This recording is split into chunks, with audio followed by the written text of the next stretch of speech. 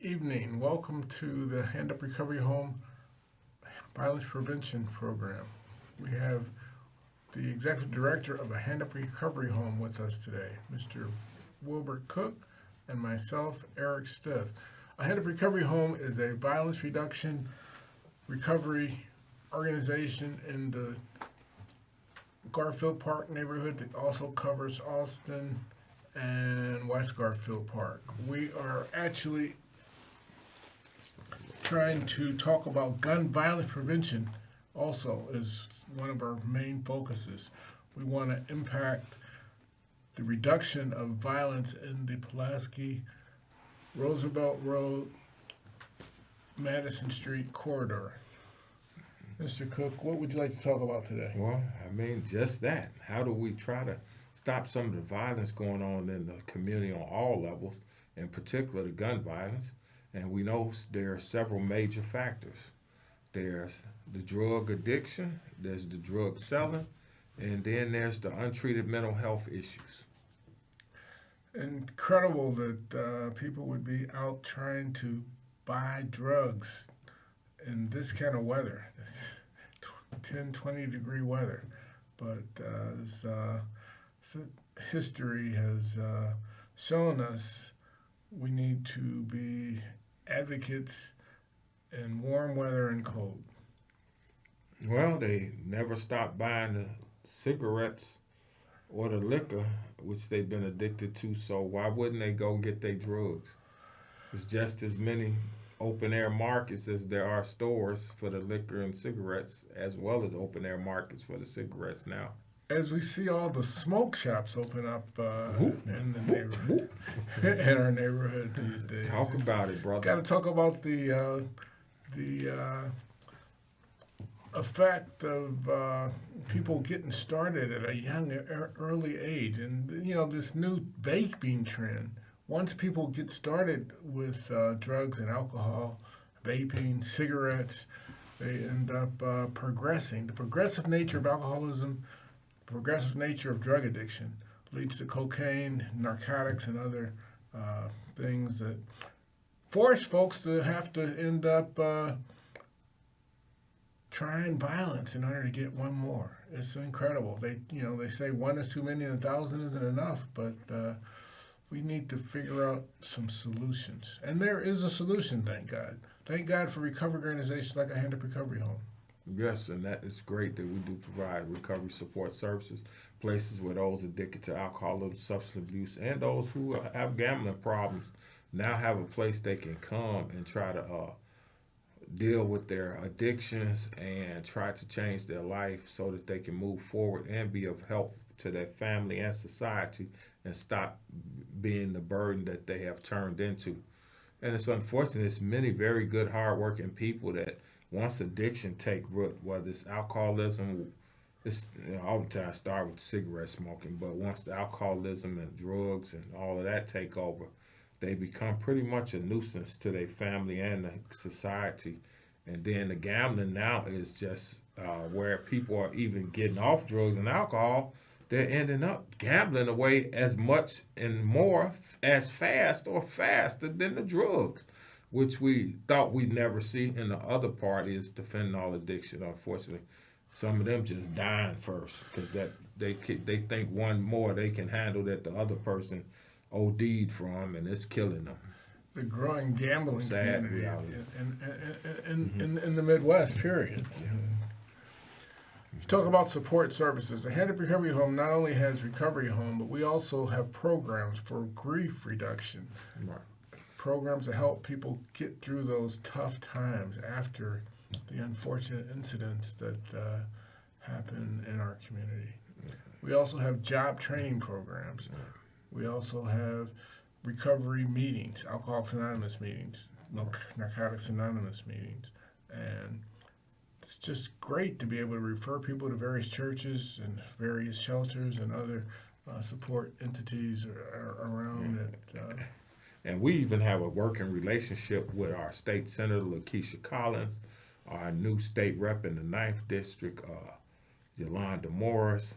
We're evolving that relationship into a working one, which they know me from the school system. with some of the family members, and they know us from helping in other areas in the community already. And then they know I'm active in the we active in the NAACP West Side branch, possibly help rekindle the Proviso branch. We'll see where we go, Eric. You probably go to Proviso first. But anyway, and then we also have working relationship with our state rep, who's been there almost 20 years now, LaShawn Ford. What is it, 16 years? Going on 20 years, actually. Going on 20, it's close to 20. Right, and he sat with us just a month ago, a little over a month ago, and talked about how he wants to help us help more people. We're going to get him back on the show. Yeah, we're going to get him. We're going to get all of those that have been mentioned. We're going to eventually get Congressman Davis or somebody from his staff.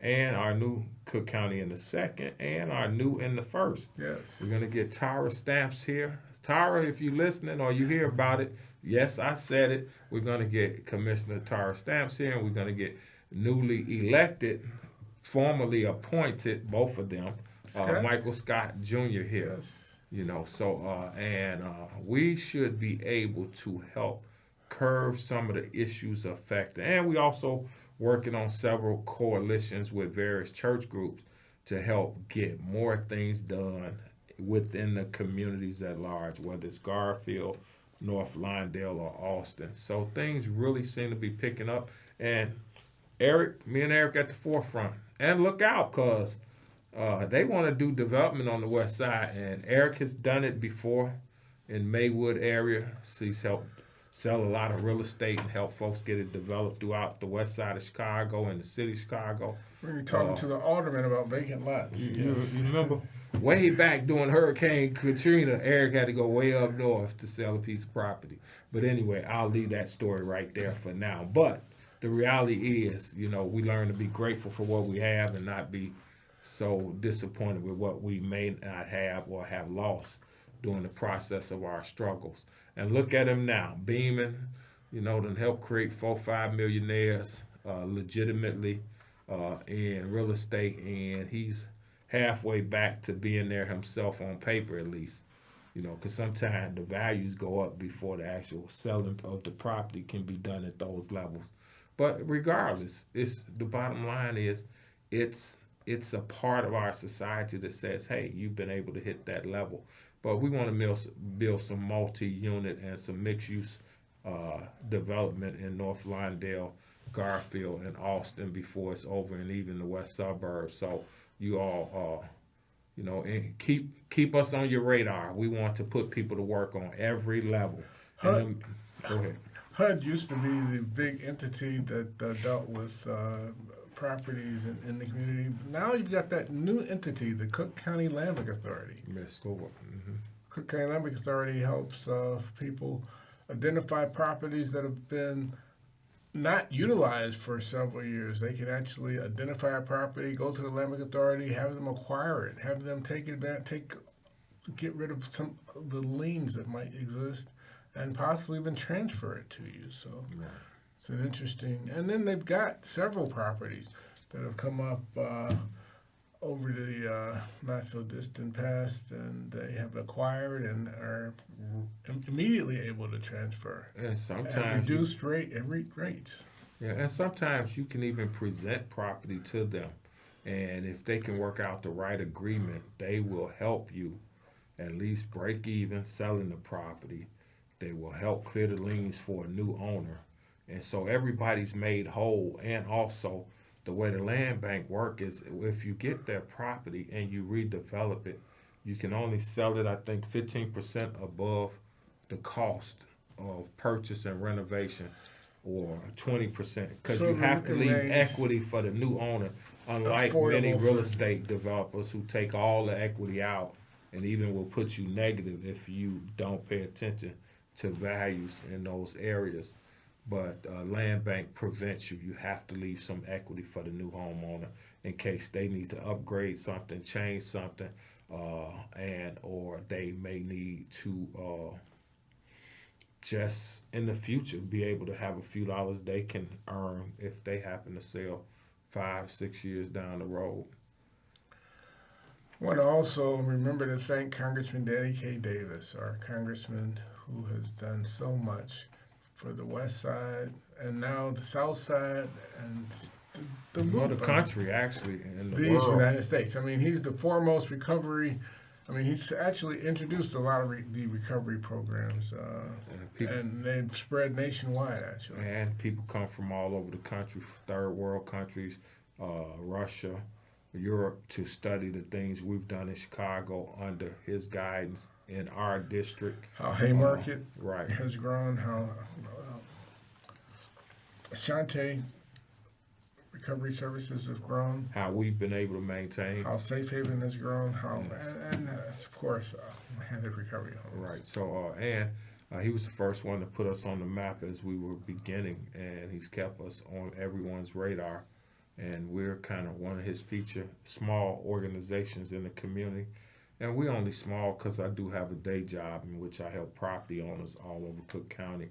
We'll talk about that on another day. We'll even see if we can get them in here to discuss how we can better serve the constituents of Cook County, especially the residential ones. But I'm trying to help create a pilot program to help more commercial folks save money on their taxes too, especially since me and Eric plan to help build a couple commercial mixed-use properties in the future. So we don't want them to kill our buyers or kill us on property taxes once we get it done. One of the things I'd like to do a little research on is how the county sheriffs got some programs in the state penal institution where work release programs and release programs that could actually bring people into supportive housing, help some of the people re-enter into in that second chance arena.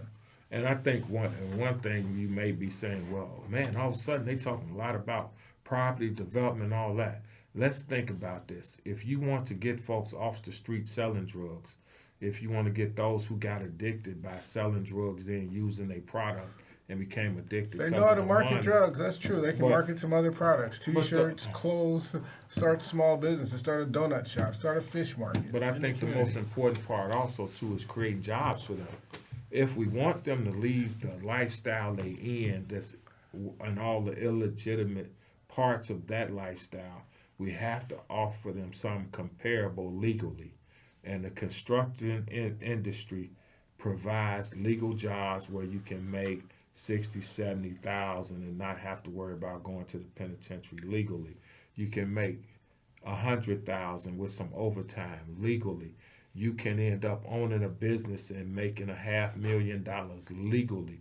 You have security needed on all kind of construction sites now. So you can get folks that can make their 10, 20,000 low level, part-time or full-time, 30, 40,000, 50,000, working security on these sites. So it's a myriad of jobs created. You create union plumbers eventually, union carpenters, union electricians. You create contractors or help contractors grow their business in our community. So that's one reason me and Eric want to segue from just doing the support services and the violence reduction on that end of the social medical spectrum and move toward how do we help people rebuild their life. Because through recovery, we've learned that the important part is once you stop is how you rebuild your life. So we already looking ahead. As we stop them from doing all the violence, then now we got to get them out of the element that causes the violence, which is a lot of the drug addiction and a lot of the selling of drugs. So we have to segue them to legal opportunities. We even have a bakery willing to teach them how to do baked goods and get them certified food service. We have a soul food cook ready, and we have Cyron Smith's wife ready to teach men and women how to reupholster furniture.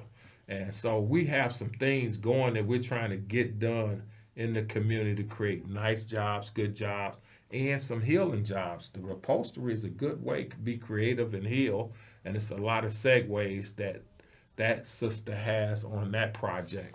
And we hope to see these things implemented. Cooking is a healing process as well as a business for people and a job for people. So we really are thinking through how to be of maximum service to men and women in our community as we help them change their life. Volunteerism. The Martin Luther King Day National Day of Volunteerism that's coming up real soon. Well, I will promote advocacy and spending money with Black, African American, African-owned businesses on Martin Luther King Day. I don't want him to be reduced just to volunteerism when he had a whole movement to help folks economically in the end when they finally killed him because America has stood on folks' necks so long in the economic warfare of poverty, racism, and discrimination, which caused even more poor housing because they didn't have the money to afford better housing or to buy better housing. So I'm not gonna volunteer. I hope at some point me and Eric out here trying to help somebody buy a house or something, or doing the plan to build some housing on that day as our volunteer work. So not just painting somebody's room. There might be some people out there, out in the audience that know their friends, their relatives, their family members, some of their church members, some of the people that they work with might be suffering from drug addiction, might have a grief problem. They can get in touch with Wilbert Cook at 773-213-0802, or they could stop by Hand Up Recovery Home, 4032 West Van Buren. We have a Winner's Circle group on Thursday nights at 5 o'clock. Recovery support service Thursday night. Yes. Yes, so you can definitely stop by. We look forward to having you. You can email us at WeCook3289 at yahoo.com. Again, that's WeCook3289 at yahoo.com.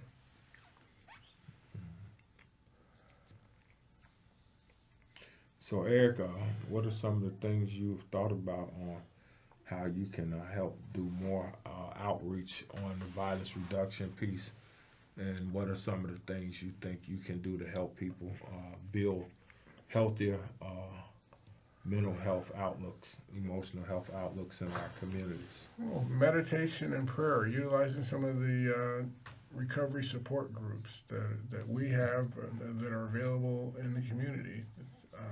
Alcoholics Anonymous. There's organizations like Habilitative Systems, like Lucent Social Services. There's just programs that Safe Haven I talked about a little earlier.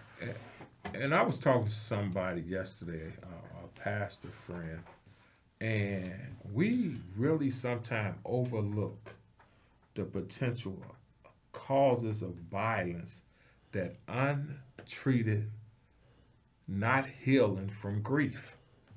It is so many people that grief sends into a spiral, whether it was medically started because of a parent, family member dying from a medical issue, or losing someone to violence.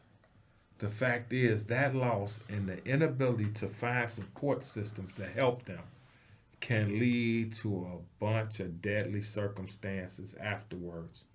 Because people depressed, people suffering from anxiety, people in pain, hurt people, we talk about all the time, that phrase, hurt people, that is no lie. And one of the most painful situations to be in is in some grief that you can't appear to heal from.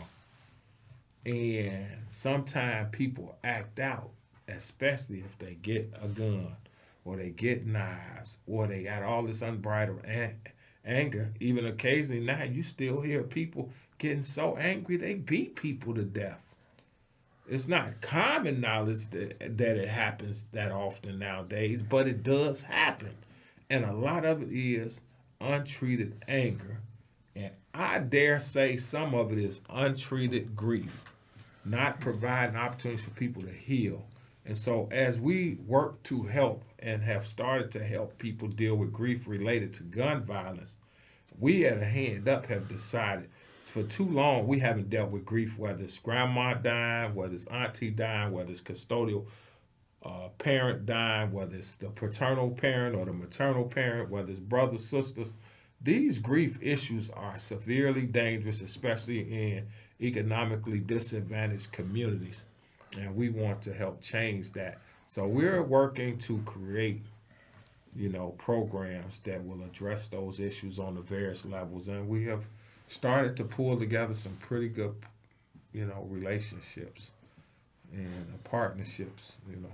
Unfortunately, you can't always tell your whole setup because, there are dream stealers and dream killers out there with $1 million programs already. So we want a chance to grow our stuff. So, and a few of our ideas been stolen before anyway. Thank God some people being helped by some of those ideas. Greystone Initiative, on the New Communities Project, headed by a big Christian group that still don't help us with the recovery, but they're stay nameless, but they know who they are. Definitely literacy. Financial literacy programs are needed. Relationship programs are needed. Relationships cause violence. People that don't know how to deal with anger, like you said. People that, jobs. We need to actually focus more on. Shout out Donald Dew, HSI. He's the one brother has a multi-million-dollar program that helps every little group he can, every person struggling he can. Yeah, 415 Kilpatrick. Yeah. HSI. Great program. Great programs. Recovery. Mike's empowerment. Mental health development. The Triage Center up on Madison for those that's open, 18 hours a day, oftentimes 12 hours a day in the winter, I think. And what about Ashante? Ashante, great. Regina does absolutely marvelous work. Yeah. Regina over there great helps. Chef, does a lot of catering. Catering. She teaches some people how to be food service workers. She teaches people how hospitality industry. She takes them out to jobs at the different factories in the suburbs, and she creates transportation drivers. Company. She creates drivers of her own. Then they go and become factory workers themselves, work their way up in those different venues. And help she has others. an employment, sir. Yeah.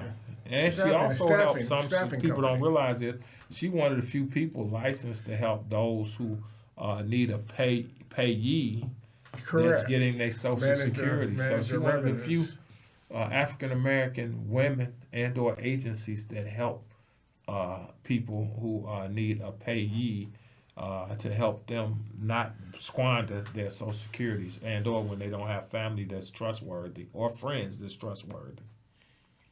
So she has a multi-level social service agency, job training agency that primarily helps people recover from alcohol and substance abuse. And she's been able to help in all them arenas to support them as they rebuild their life. And she's a great friend of both of ours and a great resource.